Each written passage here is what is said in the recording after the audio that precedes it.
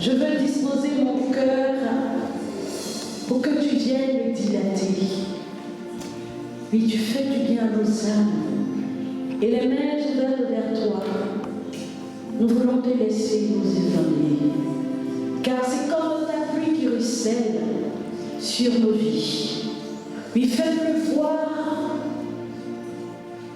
la puissance de ton nom sur nos vies en ce soir. Et l'autorité de ton nom sur nos vies. Tu let it rain. Let it rain. Tu parles cet esprit. Open the floodgates of heaven. Let it rain. Let it rain. Fais-le voir la pluie. Open the floodgates of heaven. Fais-le voir. Seigneur, fais-le voir ta gloire sur nos vies. Fais qu'il pleure. Ouvre les écluses des cieux. Fais qu'il pleure. Pendant que tu dis fais qu'il pleuve, vois agir, ouvre ton cœur. Car Dieu a poussé nos vies en ce soir.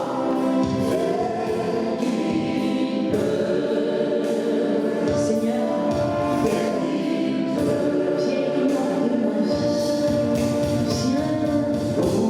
vie. Viens ouvrir les voiles fermées de mon cœur. Descends, Seigneur, dans l'onction de ta présence. Qui touche,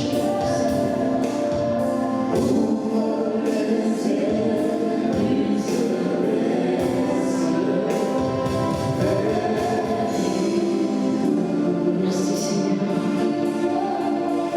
de nous saisir. Que nous sortions d'ici, Seigneur, renouvelés dans nos entendements. Renouvelés, Seigneur, par ta parole et par ton amour qui est bon. Que ton nom soit béni. Alléluia. Est-ce qu'on peut acclamer le Saint-Esprit de Dieu?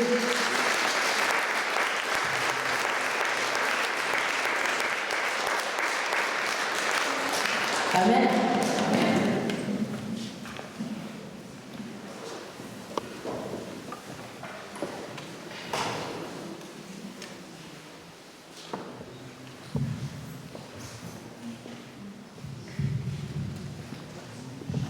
Alléluia.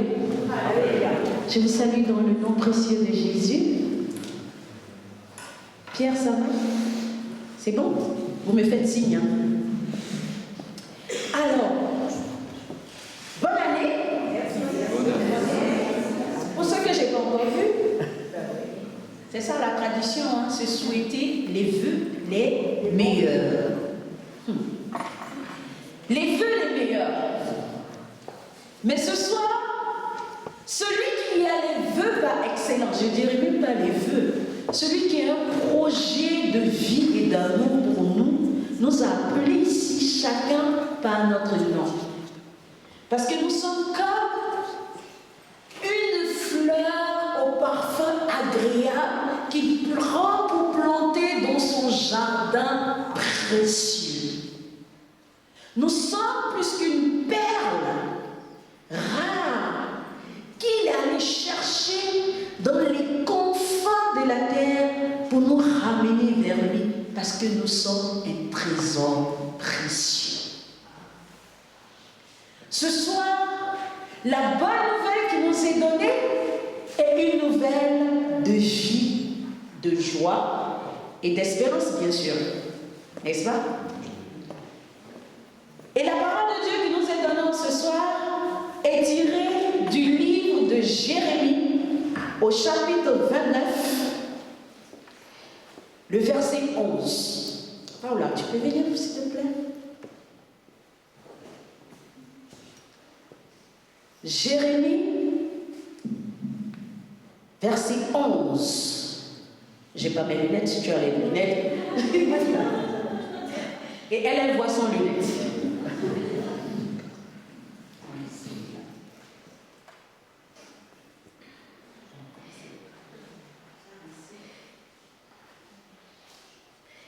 Car ainsi parle Yahvé. Quand seront accomplis les 70 ans à Babylone, je vous visiterai et je vous réaliserai pour vous ma promesse de bonheur en vous ramenant ici. Car je sais, moi, les desseins que je forme pour vous, oracle de Yahvé. Desseins de paix et non de malheur, pour vous donner un avenir et une espérance. Parole du Seigneur. Grâce à Dieu. Car je sais, moi, les desseins que je forme pour vous, oracle du Seigneur. Desseins de paix et non de... Desseins de paix et non de malheur. Pour vous donner un avenir et une espérance. C'est pas moi, Marie-Paul, l'espérance. Hein. Une espérance. Pour nous donner un avenir et une espérance. Oh, bien-aimés. Parfois, nous avons tellement de difficultés dans nos vies. Nous avons tellement de problèmes que nous oublions qu'il y a une promesse du Seigneur. Cette parole, celui qui l'a adressée, c'est Dieu lui-même qui adresse cette parole. Il parle à son peuple. Il ne parle pas qu'au peuple d'Israël qu'il a retiré de Babylone, mais il parle à chacun de nous aujourd'hui, 20 janvier 2019, pour dire Paola, c'est à toi que j'adresse cette parole. Pour dire Sylvie, c'est à toi que j'adresse cette parole. Pour dire Véronique, c'est à toi que j'adresse cette parole. Pour dire Pierre, c'est à toi, Paul, Jean, Jacques, Philippe, André, chacun de nous, Matthéo, tout le monde, nous recevons cette parole. Alors, il faut que déjà dans notre entendement, il y ait un déclic pour saisir cette parole, pour que cette parole soit notre. Et je dois dire à mon âme, il faut qu'aujourd'hui, cette parole, tu te l'appropries, que cette parole devienne pour toi, et tu dis ton nom, pour que cette parole s'accomplisse dans ta vie. Et nous avons laissé cette parole descendre. C'est pour cela que nous avons davantage demandé au Saint-Esprit d'ouvrir nos cœurs. Parce que notre cœur est rempli de beaucoup de choses. Alors en méditant sur cette parole, le Seigneur m'a permis de faire un voyage. Un récent voyage que j'ai fait dans un pays voisin pour une rencontre des anciens étudiants de l'université où j'étais. Et pendant le voyage, je ne me souciais pas de là où je suis partie. Je ne me souciais même pas de la direction. Combien de nous, parmi nous, ont déjà pris un train? Ah, je ne suis pas seule. Oh, bonne nouvelle. Combien de nous s'est fait conduire d'une ville à une autre dans un autocar? Ah, je ne suis pas seule. Donc il y a des personnes qui ont levé la main 2 fois. Combien de nous ont déjà pris un blablacar ou un véhicule avec un autre conducteur que nous-mêmes pour aller dans une autre ville ou bien dans un village dont on ne connaissait pas le chemin pour y aller? Super! Donc nous tous ici, nous avons un jour été conduits d'un point A vers un point B, même si on ne connaissait pas le chemin. Mais sur cette route, je me suis rappelé que pendant le voyage, c'était l'heure de départ qui m'intéressait. Quand je suis arrivée, c'était repérer ma place, m'asseoir, mettre mes affaires, même pas à côté de moi. J'ai mis mes affaires où? Soit dans la soute, soit dans un endroit qui est approprié, avant de monter dans la voiture qui m'était destinée. N'est-ce pas? Mais qui surveillait mes bagages? N'est-ce pas? Personne. Je ne sais pas qui va se soulager, qui revient, qui va au restaurant, tout ça. c'est pas mon problème. Un autre fait qu'il me rappelle à l'esprit, pendant que je suis en train de partir, je suis tellement fatiguée, j'ai envie de travailler. Donc j'ouvre mon livre ou mon ordinateur, chacun sait ce qu'il ouvre. Il a envie de lire, il a envie de faire quelque chose. Parfois, on a envie de passer un coup de fil. Donc on va sur la plateforme, ou bien on se met à l'écart, ou bien on envoie des messages. On ne regarde même pas la route. D'ailleurs, si on est dans une voiture, dans un train, on ne sait même pas quel est le chemin devant, puisqu'on est au milieu ou pas à la tête de train avec le conducteur.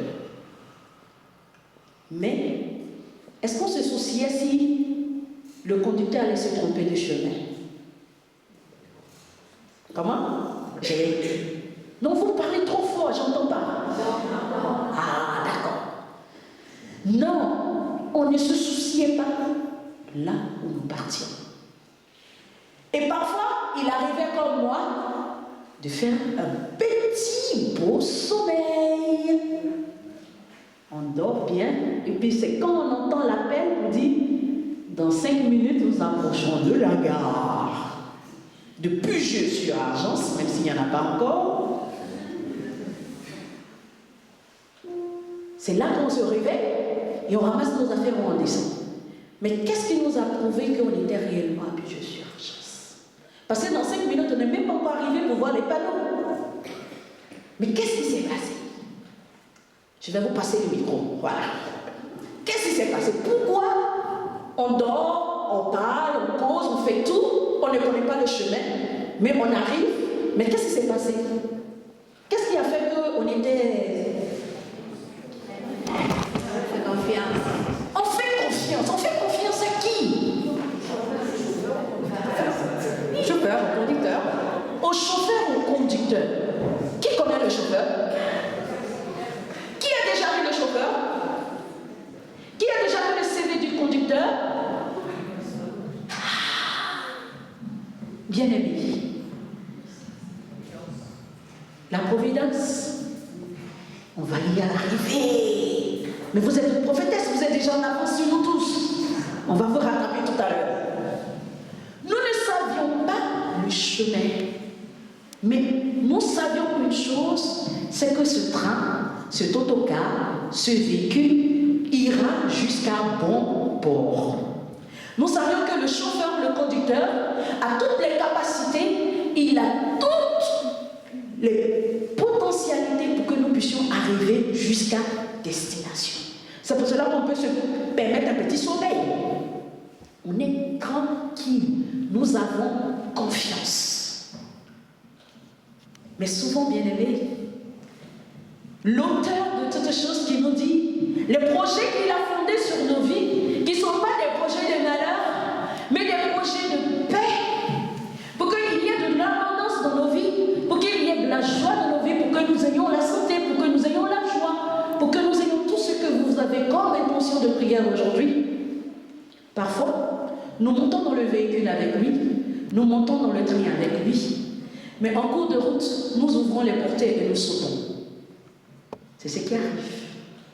Parce que lui, il sait là où nous allons. Un chauffeur qu'on ne connaît pas, un conducteur qu'on ne connaît pas, il nous conduit à bon port parce que nous avons confiance. Et c'est normal. Mais à plus forte raison, nous, enfants de Dieu, nous devons davantage faire confiance au Seigneur. Pour dire, il va nous conduire certainement vers Canaan, qui est le pays qui regorge de lait et de miel. Le pays où nous avons la paix, le pays où nous avons la joie, le pays où nous avons quoi encore? On y va, on va citer, il y a beaucoup de choses à demander à Dieu. Le pays où il y a la liberté, super Mathéo, il y a quoi encore? L'amour, en tout cas moi je ne vais pas souffrir, hein. L'amour, oui, où il y a la santé, il y a quoi encore? Le bonheur, la paix, la joie. Si, mais c'est pas fini. Parce que les bénédictions du Seigneur, comme nous dit le psalmiste, chaque jour se renouvellent. Est-ce que le Seigneur, la provision qu'il nous donne aujourd'hui, est-ce qu'elle est égale à la provision qu'il nous donnera demain? Comme nous, dans notre manière de faire, dans ma culture alimentaire, quand je mange le riz le soir, il n'a pas le même goût, le riz que je mets au feu dans la poêle pour qu'il y ait un peu de croûte avec une petite sauce dedans. Ah non, ça c'est très bon. Donc je préfère laisser le riz passer la nuit et on appelle ça le riz couché. Le riz couché, il a un autre goût parce qu'il est passé du jour d'aujourd'hui au lendemain. Et il prend avec la saveur de la poêle un autre goût. Mais est-ce que c'est le même riz d'hier? C'est le même riz d'hier, mais le goût a changé. Même s'il s'agit de la joie que Dieu t'a donnée aujourd'hui, la joie d'aujourd'hui n'est pas égale à la joie de demain. Même si ça s'appelle tous les deux la joie. Qui était déjà en joie? À qui il est arrivé d'avoir un moment de tristesse? Mais ce jour de tristesse, Dieu avait prévu une provision de joie pour vous et moi. Alors, bien aimés, soyons tranquilles, nous ne sommes pas déçus. Dans la parole de Dieu, nous avons au moins 5 figures. 5 figures qui nous permettent de montrer les situations dans lesquelles nous pouvons nous trouver. Parce que le Seigneur veut nous conduire vers le bonheur, la vie de paix, la vie de liberté et autres. Ce n'est pas dans un avenir futur, lointain, inconnu. Je parle d'un avenir de maintenant. D'accord? Parce que nous devons expérimenter au quotidien cette grâce que le Seigneur nous donne. La première figure, c'est la veuve de Sarepta. Dans le livre de Rois, premier livre de Rois, au chapitre 17. Cette veuve, dans l'histoire, il y avait la famine, il n'y avait plus rien pour manger. Il ne lui restait qu'un peu de farine et de l'huile pour faire une seule galette. Et voilà que le serviteur de Dieu, le prophète Élie, arrive, qu'elle ne connaît ni d'Adam ni d'Ève, qui la rencontre et qui sait bien qu'il y a de la famine dans toute la région du pays. Il vient et s'adresse à cette dame et lui demande de la nourriture.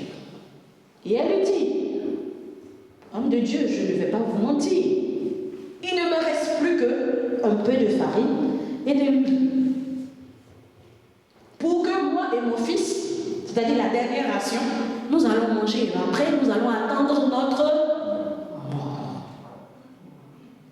Parce que dans son esprit, elle avait déjà établi la stratégie pour pouvoir tenir jusqu'au jour. Mais il y a eu un élément qui lui a permis de savoir que sa stratégie n'allait pas continuer parce qu'elle allait être en rupture de nourriture pour pouvoir continuer à vivre. Donc elle savait que son projet allait échouer.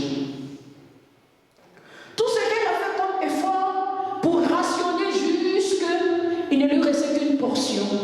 Et cette portion, elle sait que si elle termine cette portion, la finalité, c'est qu'elle va mourir, elle et son fils. Ils allaient mourir de faim. Donc la situation dans laquelle il était, il n'y avait pas d'autre recours. Il n'y avait personne autour d'elle pour lui venir en aide parce qu'elle sait que tout le monde avait le même problème. Parfois dans nos situations de vie, on voit qu'autour de nous, il n'y a pas de solution. Ah, certains disent, oh, dans ma famille. Oui, c'est vrai, dans ma famille, ma soeur s'est mariée, son mari est décédé, l'aîné aussi s'est marié, sa femme est décédée, moi aussi je suis mariée, mon premier mari heureusement il m'a divorcé, mais le deuxième que j'ai maintenant, je ne sais pas s'il va vivre parce que dans ma famille, tout le monde qui se marie a son conjoint qui...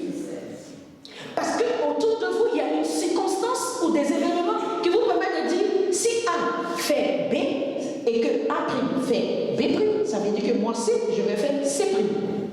Excusez-moi, j'aime beaucoup les maths.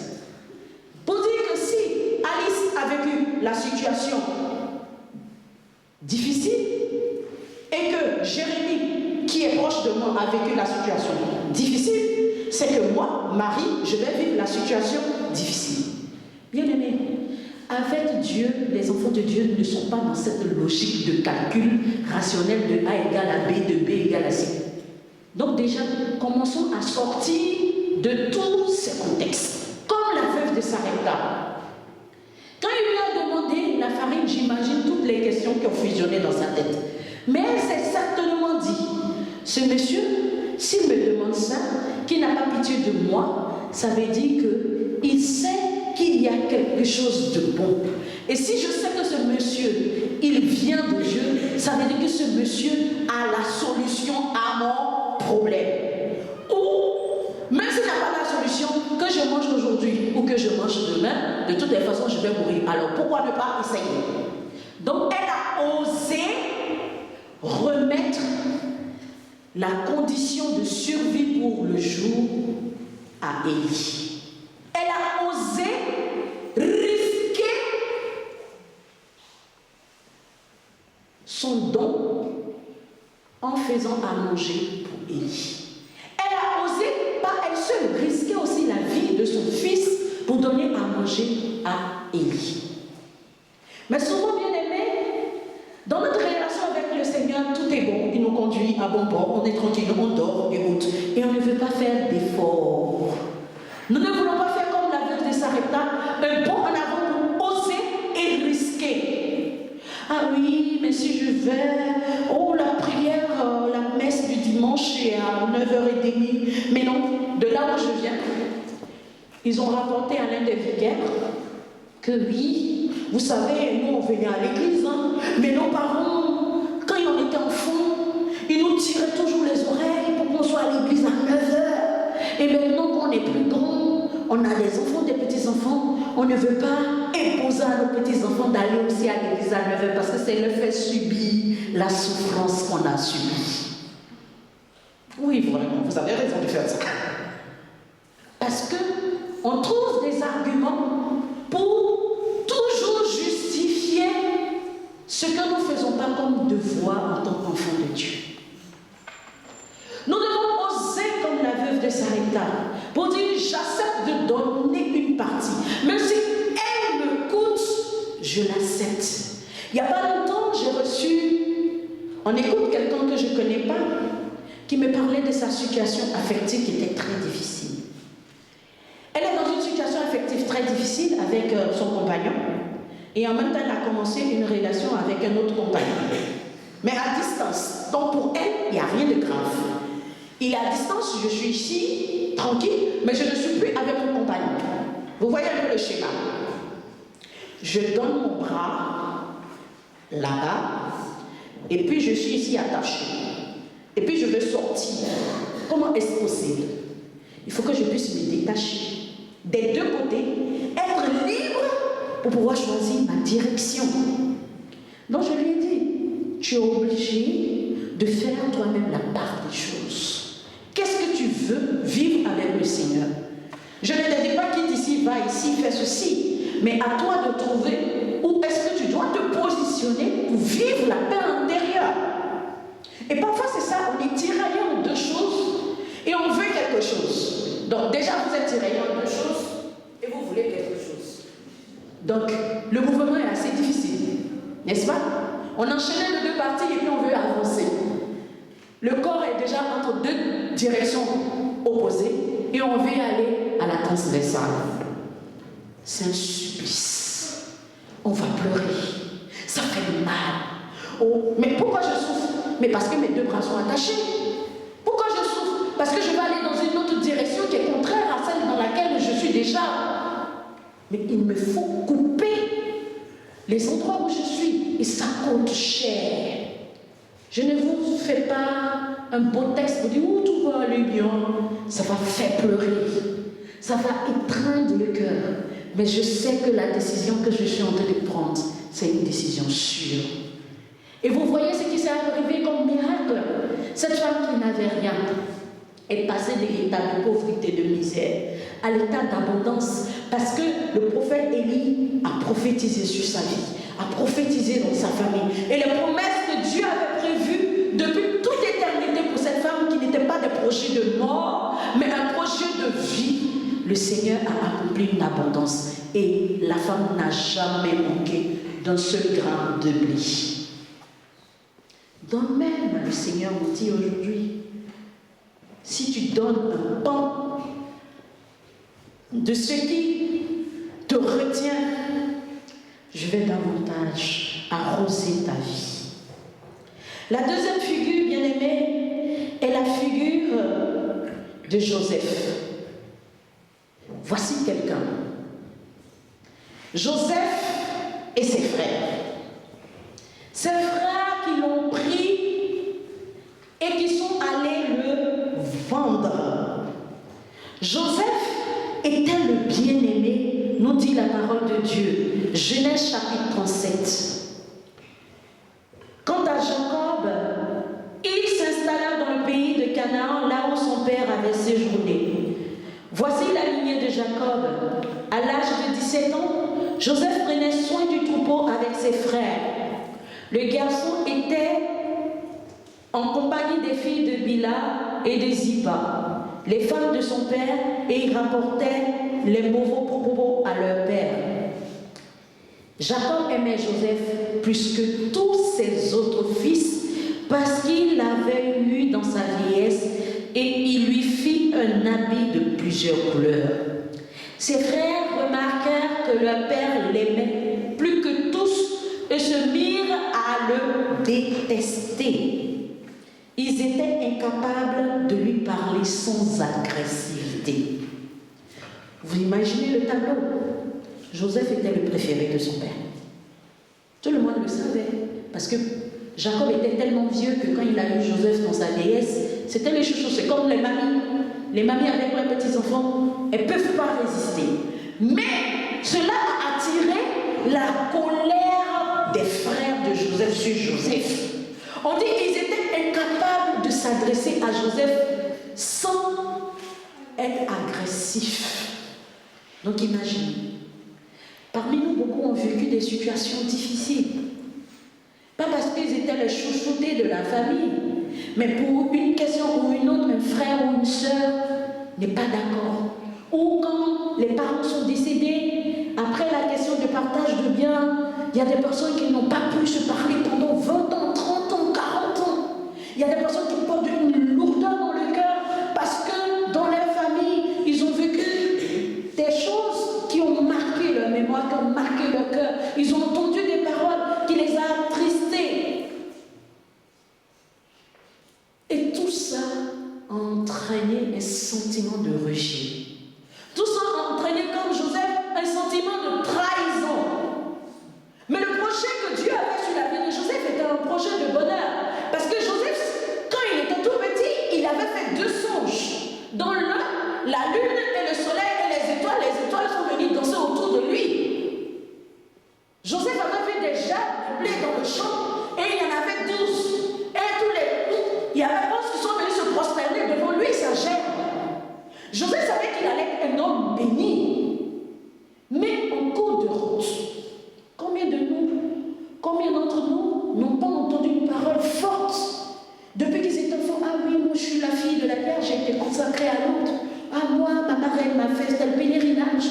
Ou moi, quand je suis venue ici à la prière il y a 4 ans, voilà ce que le Seigneur a fait. Moi, voilà ce que j'ai eu à telle prière ou à la messe, ainsi de suite. On a eu des paroles de conviction.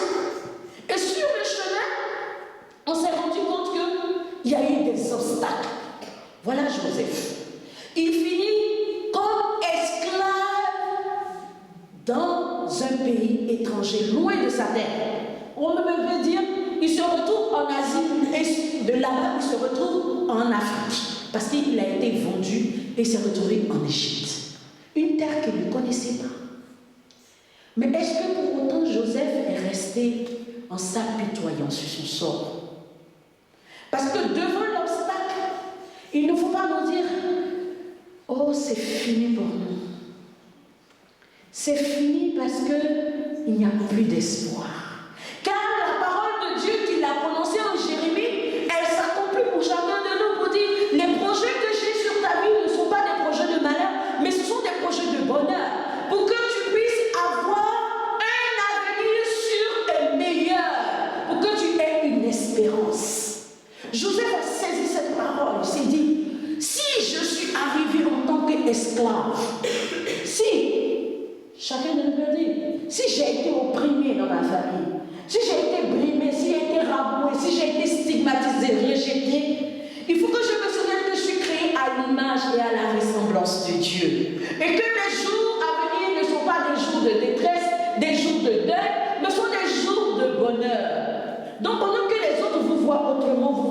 toujours étant la personne rayonnante.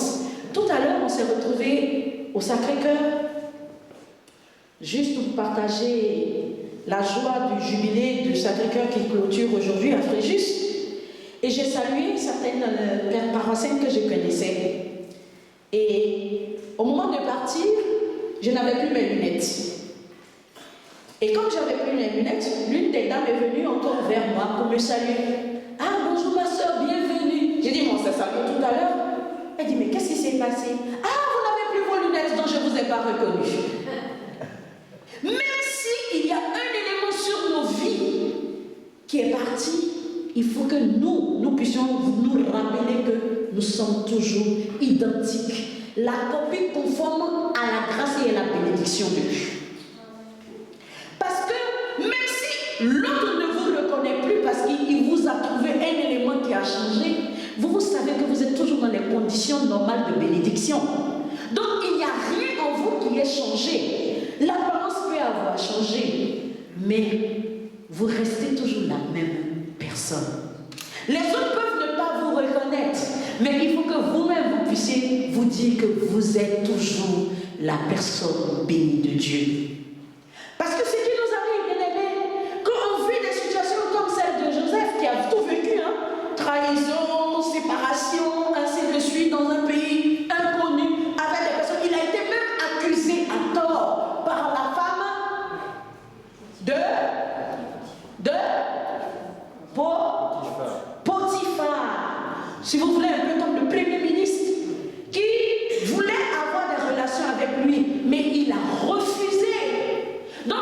Dans des situations de compromission, nous devons nous rappeler que notre dignité d'enfant de Dieu, ce n'est pas parce que je suis à ce niveau que je dois me compromettre. Combien de personnes sont dans des sociétés souffrent parce que leurs patrons les oppriment, ils ont des collègues qui fomentent des coups, c'est comme ça on le ressent parfois. Parce qu'on a l'impression qu'on est hors d'un système. Mais ce n'est pas parce que dans ce système-là, les gens font des choses qui ne sont pas conformes à la parole de Dieu que je vais me dire, ah, comme moi je suis au petit bas de l'échelon, donc je vais faire comme, sinon on va davantage m'opprimer.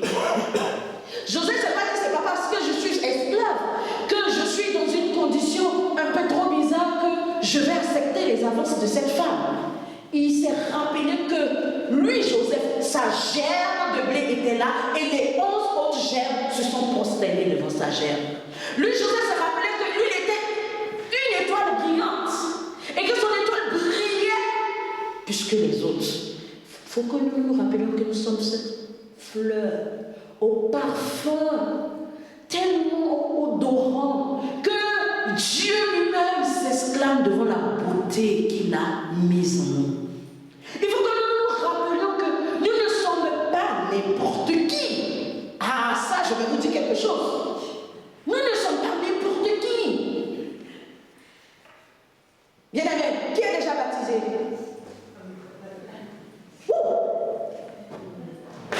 Le royaume des cieux est ici. Le royaume des cieux est ici, n'est-ce pas? Qui a communié ce week-end au corps et au sang du Christ? Si on a communié au corps, on a communié au sang. Waouh! On va faire un exercice. Les baptisés, on va se lever. Donc c'est pour inciter ceux qui ne sont pas encore baptisés à être dans cette grâce. C'est une grâce. Il n'y a pas de premier, il n'y a pas de dernier. Alors vous allez vous regarder de l'intérieur. Vous allez vous observer de l'intérieur le jour de votre baptême. Même quand vous étiez bébé, vous vous rappelez un peu comment c'est passé dans un film le baptême d'un bébé.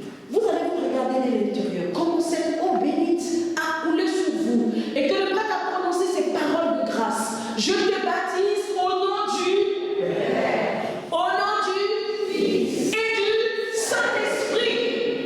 Et lorsque nous communions, nous prenons le Christ en nous. Et comme dit Saint Paul, il dit, je vous l'assure, vous êtes des Christ. C'est pour cela que nous sommes chrétiens. Est-ce qu'il y a des chrétiens au milieu de nous? Donc même ceux qui ne sont pas baptisés, ils sont chrétiens, donc ils vont se lever et nous rejoindre. Qui n'est pas baptisé mais qui est chrétien? Qui se mettent debout aussi. Alors, dans cette attitude d'enfant de Dieu, on va se regarder.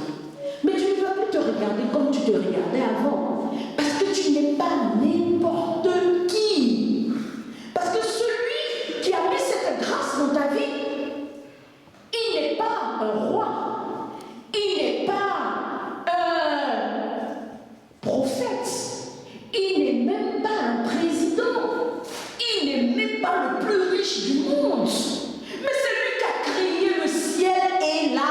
terre. C'est lui qui a créé tout ce qui bouge.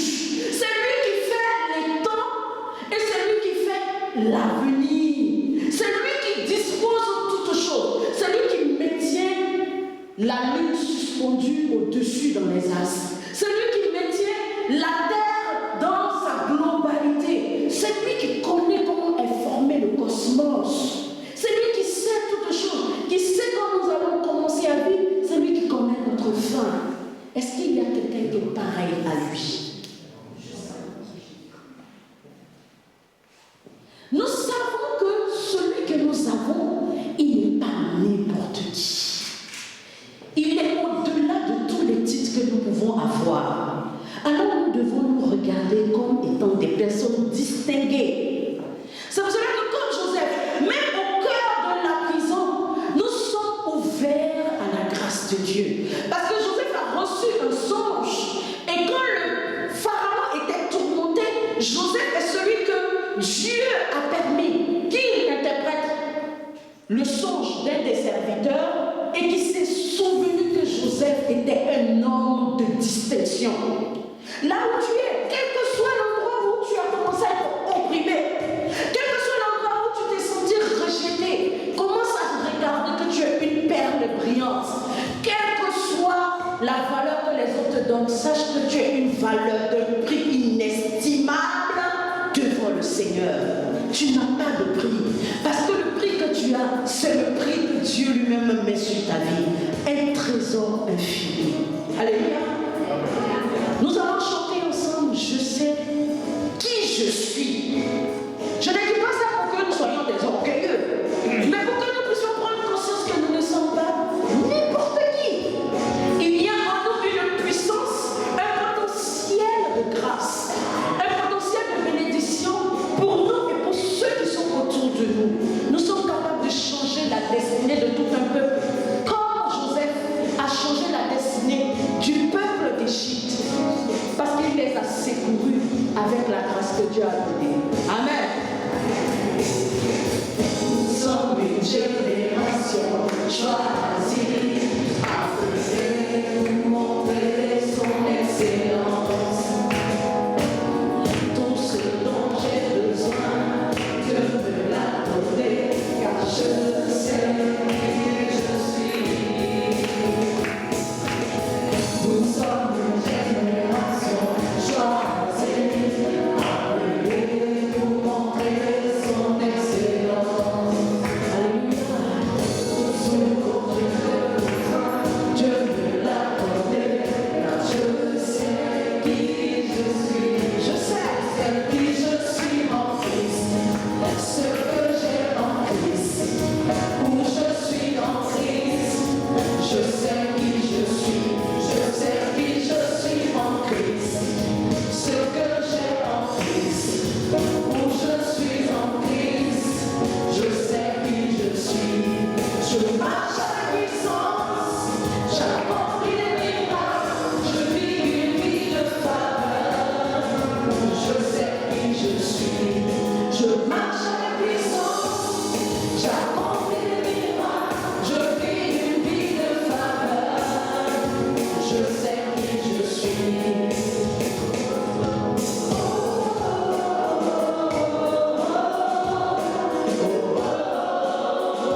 Je sais qui je suis.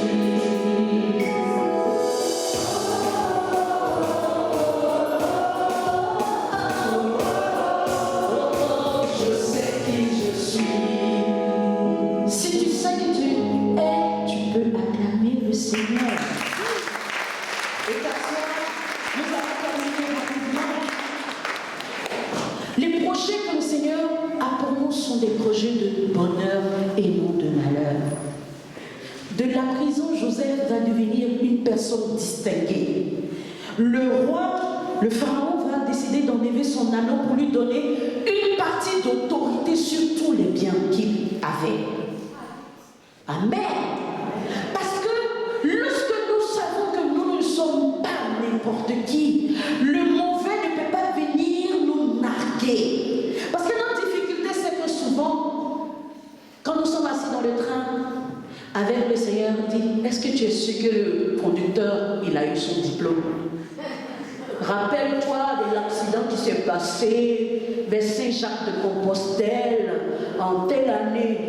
Il y a des doutes sur la capacité. Et déjà, on va commencer à trembler. On lui va dire, regarde ce qui s'est passé ici. Ah, tu vois, ce qui est arrivé là, ça va aller. Et le mauvais va venir nous instruire d'un autre enseignement qui n'est pas un enseignement de bénédiction, mais un enseignement de malheur. Alors la foi que nous avons va être faible et on va commencer à vaciller et on va oublier qui nous sommes. C'est pour cela que nous devons toujours nous rappeler les bénédictions du Seigneur. Si vous vous souvenez, le 1er janvier, la messe du jour de l'an commence la première lecture avec ces belles paroles de bénédiction. Et dans cette parole de bénédiction, qui sont tirées du livre des Nombres, chapitre 6, à partir du verset 22. Le Seigneur parla à chacun de nous. Je change le nom de Moïse pour dire, le Seigneur parla à Géraldine, le Seigneur parla à Philippe. Il dit, parle à Pauline et ses fils, parle à Marguerite et ses fils. Tu leur diras, voici en quel terme vous bénirez les fils d'Israël. Ça veut dire que chaque matin, quand vous vous rappelez que vous commencez à trembler, vous prenez Nombre, chapitre 6. Et puis vous parlez à votre âme. Voilà ce que j'ai dit à mon âme. Que le Seigneur te bénisse et te garde. Amen. Que le Seigneur fasse briller sur toi son visage. Ça veut dire que quand les gens vont vous voir, ils ne vont pas voir un visage humain. Ils vont voir un visage transformé et resplendissant de la grâce du Seigneur. C'est pour cela que quand celui qui ne connaît pas le Seigneur va s'approcher de vous, il va savoir qu'il y a quelque chose qui peut changer l'environnement de sa vie. Il va venir vers vous et dire, madame, je ne sais pas pourquoi vous êtes comme cela, mais il y a comme une voix intérieure qui me dit de venir vers vous. Et vous dites, oh yes, je sais qui je suis en Christ. C'est la grâce de Dieu pour toi, mon frère. Et vous lui donnez la parole de Dieu à partir de ce dont il a besoin. C'est un prétexte pour vous, pour communiquer le visage resplendissant de Dieu. Que le Seigneur te prenne en grâce et te bénisse. Qu'il tourne vers toi son visage. Ah, les femmes mariées, combien de fois vous avez demandé à votre mari, mais regarde-moi quand je te parle, n'est-ce pas? Parce que vous avez l'impression que quand vous êtes en train de vous adresser à lui et qu'il détourne son visage, ça veut dire que ça ne l'intéresse pas. Mais le Seigneur ici tourne vers vous son visage. Ça veut dire qu'il ne voit personne d'autre que vous. Mais Dieu merci, Dieu n'a pas que deux yeux. Donc s'il tourne vers vous son visage, il tourne vers moi aussi son visage. C'est ça la bonne nouvelle. Que le Seigneur t'apporte la paix. Ils invoqueront ainsi mon nom et moi je les bénirai. Donc lorsque nous pouvons mettre notre assurance en Dieu, nous savons que les projets que Dieu forme en nous sont des projets de grâce. Parce que lorsque le Seigneur nous a fait advenir à l'existence, il avait un projet pour nous. Mais ce projet n'est pas encore fini. Il y a des étapes. Parfois, nous nous détournons du projet. Ce qu'on appelle des détournements de fonds. C'est-à-dire, Dieu nous a donné des grâces. Comme on donne de l'argent à quelqu'un pour faire telle chose, et lui, il trouve que l'argent peut servir à autre chose. Et ça, on appelle ça un détournement de fonds. Donc, tout ce que le diable nous a emmené à détourner pour que nous puissions nous éloigner de la grâce de Dieu, le Seigneur nous permet ce soir de nous dire, nous récupérons tout cela pour revenir dans la bénédiction de Dieu. Parce que le projet que Dieu a pour nous, c'est un projet de grâce. Ce n'est pas seulement des biens matériels, des bénédictions dans la famille, mais bien au-delà. Parce que l'objectif du Seigneur, c'est que nous soyons des saints. Nous soyons des saints et des saintes qui transformons la face de la terre. Aujourd'hui, la France vit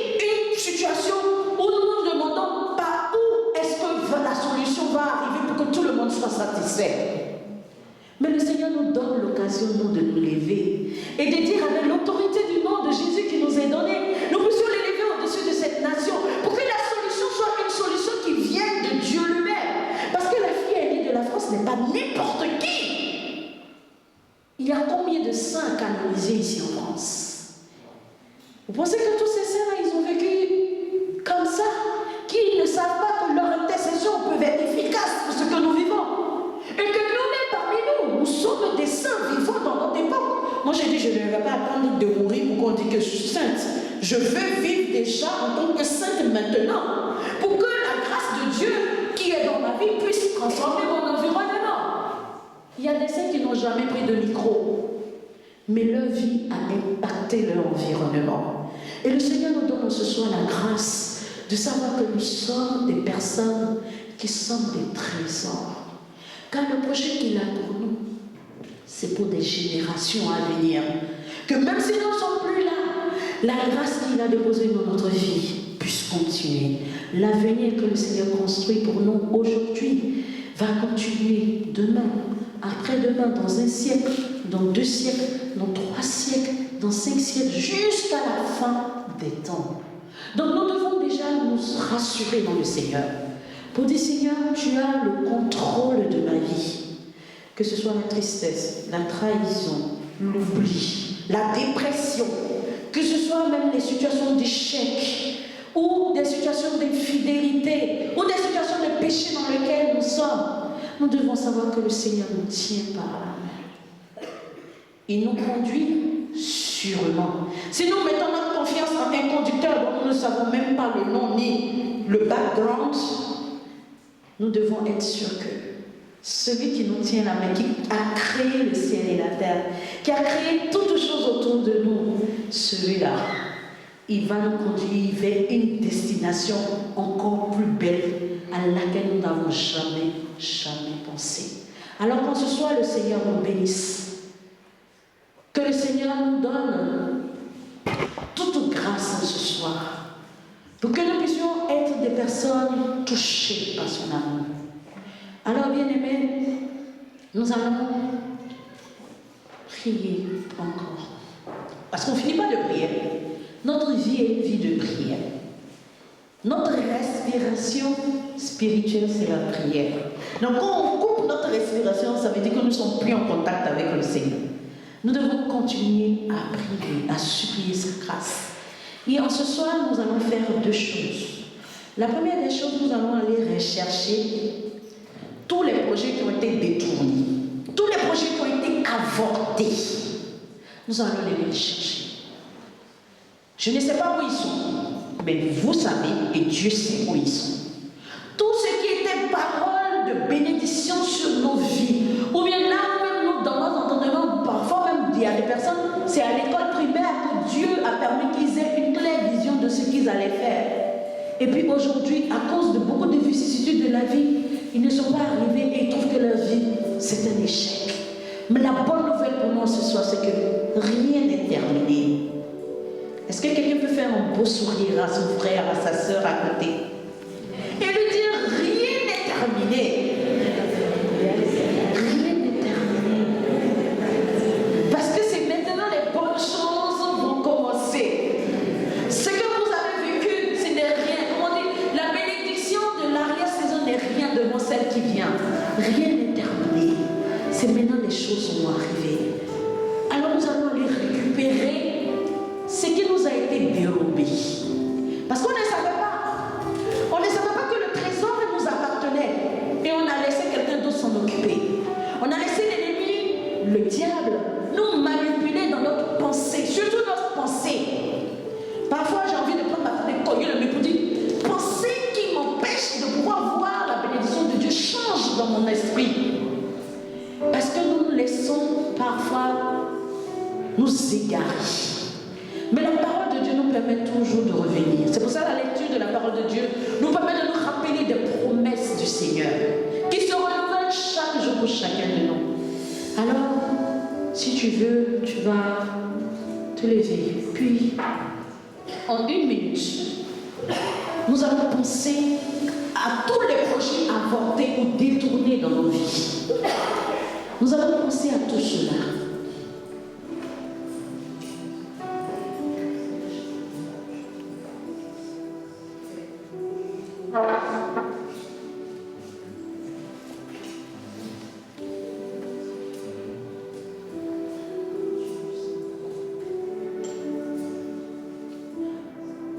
Pensons à tous ces lieux. Ah Seigneur, je voulais être directeur de société. Seigneur, je me voyais mariée avec mes enfants. Et puis, il y a eu cette situation de divorce. Seigneur, je fais confiance en telle personne et cette personne m'a trahi. Seigneur, je me voyais faire ceci et puis voilà que je suis devenue addict à la cigarette. Je suis devenue addict à la boisson. Seigneur, j'ai une addiction dans ma vie qui m'empêche chaque fois de pouvoir faire ce pourquoi j'ai été destinée. Seigneur, je te présente tous ces lieux qui m'empêchent de pouvoir aller de l'avant. Parfois, Seigneur, c'est le découragement qui me cloue et me paralyse et je ne peux pas avancer. Parce que en moi, il y a toujours cette sous-estime de ma personne. Je veux sortir de cela ce jour. Je veux réclamer sur la vie les moments de bonheur. Oh Jésus, nous voici devant toi, tels que nous sommes. Tous les lieux, Seigneur, où nous n'avons pas compris et nous sommes détournés de toi. Seigneur, nous venons devant toi pour implorer la puissance de ta libération, pour que ces pensées qui ne viennent pas de toi soient brisées et cassées. Pour que, Seigneur, dans notre entendement, ce qui nous attire vers les choses qui s'éloignent de toi, Seigneur, soit brisé pour ce soir. Que par l'autorité de ton nom que tu nous as donné, Seigneur, nous puissions davantage voir que tu es le puissant guerrier de nos vies, celui qui gagne sur tous les combats. Oh mon Dieu, que ton nom, Seigneur, Jésus-Christ est ton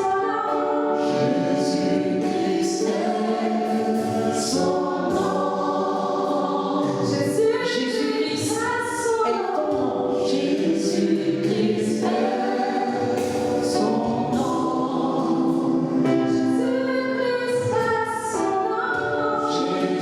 Jésus-Christ est son nom. Il combattra pour moi. Il combattra pour moi.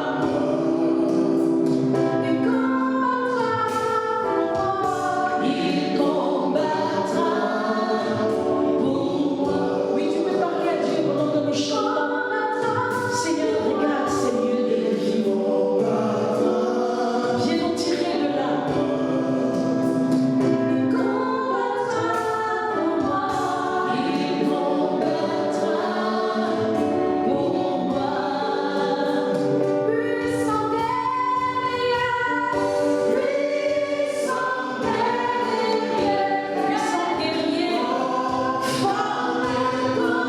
dans les combats. Jésus, tu combats pour moi. Puissant guerrier, fort dans les combats. Il combattra. Le chant dit, Jésus est son nom. Puissant, guerrier, il combattra pour moi. Et à le nom de Jésus, nous allons prendre autorité. Quand nous disons nous prenons autorité, c'est-à-dire nous allons voir la situation qui nous empêche d'avancer. Et nous allons commander parce que la parole que nous avons est une parole de vie, est une parole qui produit des résultats qui sont des résultats de succès. Parce que la parole qui est prononcée au nom de Jésus est une parole qui commande aux situations qui sont sens négatives de se transformer en miracle, en situation positive, par le nom de Jésus. Alors, par cette parole d'autorité, nous allons dire au nom de Jésus, si dans notre vie, il y a une situation que nous avons identifiée tout à l'heure, on dit au nom de Jésus, cette situation change. Si par exemple nous souffrons et que nous vivons une dépression à cause d'une séparation, au nom de Jésus, situation de tristesse et de pleurs, je t'éloigne de ma vie et je demande à la puissance du nom de Jésus de venir chasser de ma vie toutes ces situations de tristesse et de détresse. Voilà comment on prend autorité. Ce n'est pas en criant, mais en ayant la foi que par le nom puissant de Jésus, ce qui se passe dans le monde invisible devient réel et que Dieu accomplit par la puissance de sa force. Alors chacun de nous, avec ce que nous avons identifié, nous allons prendre autorité. Seigneur Jésus, tu es le Dieu des miracles. Tu es celui qui combat pour nous. Tu es celui qui regarde jusque dans l'obscurité de nos vies. Tous les lieux qui ont besoin de changer et de advenir à ton admirable lumière. Seigneur, l'ennemi nous a entraînés, Seigneur, dans des chemins de perdition. Et c'est pour cela qu'en ce soir, avec mes frères et mes sœurs, nous évoquons la puissance de ton nom. Ton nom qui libère, ton nom qui donne force, ton nom qui relève. Nous voulons prendre autorité avec ton nom Jésus sur les situations de mort de nos vies, sur les situations de pensées négatives, sur les situations d'échec de nos vies. Seigneur, sur les situations, Seigneur, de peur, sur les situations, Seigneur, où tes enfants se sentent isolés, où tes enfants se sentent abandonnés, opprimés. Seigneur, nous prenons autorité en ton nom sur ces situations. Si vous voyez que c'est votre pensée qui vous tourmente, vous pouvez même poser la main sur votre front. Pour que dans votre pensée, le Seigneur, par l'autorité de son nom, vienne changer votre entendement. Parce que beaucoup se sous-estiment. Vous dites, je ne suis pas capable. Parce que je n'ai pas la force. Mais le Seigneur te dit, tu as la force. Tu peux mettre ta main sur ton front pour dire, au nom de Jésus, je prends autorité sur toutes ces pensées de sous-estime de ma personne. Je prends autorité sur toutes ces pensées négatives, ces pensées suicidaires. Je casse au nom de Jésus tout cela. Et j'appelle la gloire de Dieu par la puissance de vie de notre Créateur. Père, nous croyons que tu nous aimes au-delà de toutes choses. Tu nous as créés à ton image et à ta ressemblance. Et c'est pour cela que ce soir, nous prenons autorité sur chacun de tes enfants, dans ton nom puissant, pour annuler tous les projets de malheur sur la vie, tous les projets de mort et les projets d'échec, tous les projets, Seigneur, de tristesse et tous les projets de non-productivité. Nous annulons cela au nom de Jésus. Il y a parmi nous quelqu'un qui s'est reconnu dans la succession d'événements dans votre famille. Il ne s'agit pas de succession de mort, mais une situation assez compliquée, difficile. Parce que vous avez remarqué que pratiquement au même temps de période, la même chose survient dans votre famille. Et vous avez l'impression que cela s'est passé depuis des dizaines d'années. Et vous avez même eu à entendre que dans votre famille, de vos grands-parents, il y a eu ces mêmes événements. Et le Seigneur, en ce soir, vient dire, je suis venu pour t'apporter la libération. Pour que la malédiction qui reposait sur vous soit cassée et brisée par toi. Parce que j'ai fait de toi un enfant distingué dans l'autorité de mon nom. Seigneur Jésus, tu viens pour apporter ta libération à tes enfants. C'est pour cela que nous croyons que, Seigneur, il n'y a plus de place pour la malédiction. Tu donnes la vie, Seigneur, à ceux qui croient en toi. Bien-aimés, la grâce de Dieu est pour nous ce soir. Et le Seigneur qui nous connaît veut venir nous apporter sa paix. Oh Dieu, il n'y a personne qui soit comme toi. Oui, viens nous apporter, Seigneur, ta grâce de paix. Alléluia.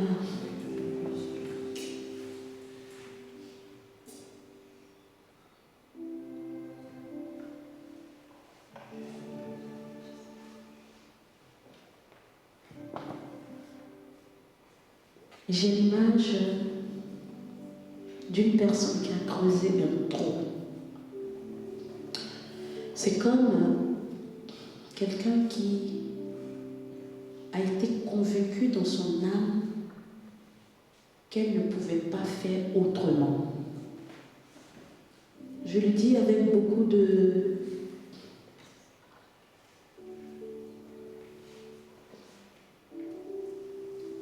d'offrande de cette personne au Seigneur. Parce que tu as tellement entendu que tu ne pouvais pas faire autrement, que tu étais incapable de faire mieux.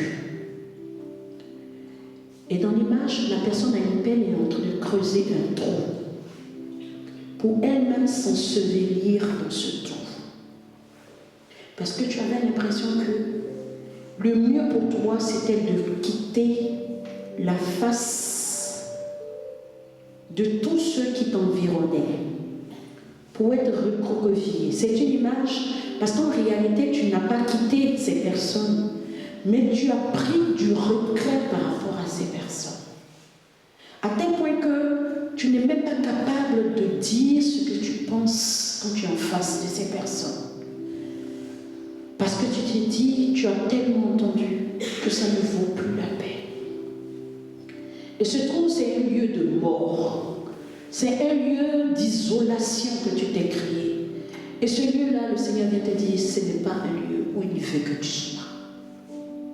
Il veut que tu puisses monter et escalader les marches. Comme quelqu'un qui escalade une montagne pour arriver jusqu'à la cime. Pour se dire que là, je peux crier au fort que je suis un enfant de Dieu. Que je ne suis pas ce que j'ai entendu sur ma vie. Alors, bien aimés, nous allons faire ce deuxième exercice. Tout à l'heure, nous allons, pour ceux qui veulent, recevoir la prière par rapport à l'une l'autre des paroles avancées que le Père prie pour vous.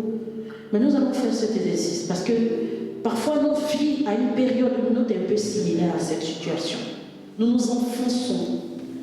Alors nous allons prononcer des paroles de bénédiction sur des paroles de malédiction, des paroles de rejet que nous avons entendues. C'est-à-dire, je prends mon exemple. Quand j'étais enfant, j'étais toute menue. Mais la circonférence de ma tête est quasi égale à celle que j'ai maintenant. Donc imaginez une toute petite fille menue avec une tête de ce format que j'ai. Donc ce que j'entendais souvent c'était « Va là-bas avec ta grosse tête ». Et j'entendais ça tout le temps. J'entendais ça tout le temps. Et un jour, il y a eu un déclic. Un déclic très fort. On venait de me remettre mon bulletin de fin de composition que je devais ramener à la maison.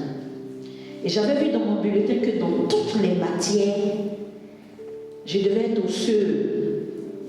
J'avais des moyennes qui étaient au-delà de 8,5 sur 10. Et j'étais toujours dans les 3 premières.